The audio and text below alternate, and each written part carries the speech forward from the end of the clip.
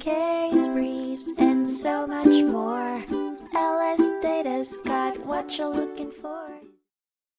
In a landmark case heard by the Supreme Court of Appeals of Virginia in 2018, the question of an employer's responsibility for asbestos exposure extended beyond the workplace and into the homes of their employees. Huntington Ingalls, Inc. and its subsidiary, Newport News Shipbuilding and Dry Dock, were accused of negligence in a case that centered on take-home asbestos exposure. The case's plaintiff alleged that the shipyard failed to adequately warn those employed about the dangers of asbestos, provide sufficient safeguards, and adhere to relevant regulations. The claim was that due to this negligence, a family member developed and subsequently died from malignant pleural mesothelioma. This was a direct result of contact with the asbestos-laden work clothes of the plaintiff's father, who worked at the shipyard from 1942 until 1977. The legal crux of the case raised a critical question in Virginia law.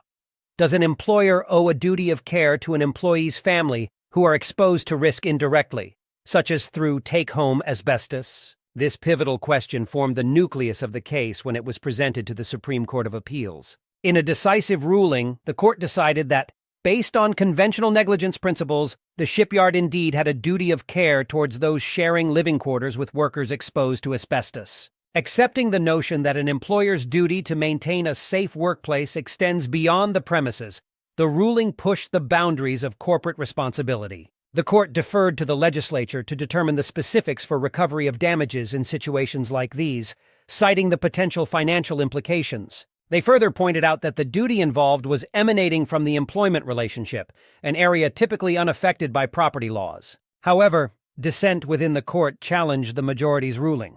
The claim was that the novel notion of take-home duty, although compelling, lacked established legal support and came dangerously close to creating precedents based on the foreseeability of harm rather than explicit duty. This dispute underpinned the complexity of the case, illustrating the continual contest in law between societal protection and corporate liability.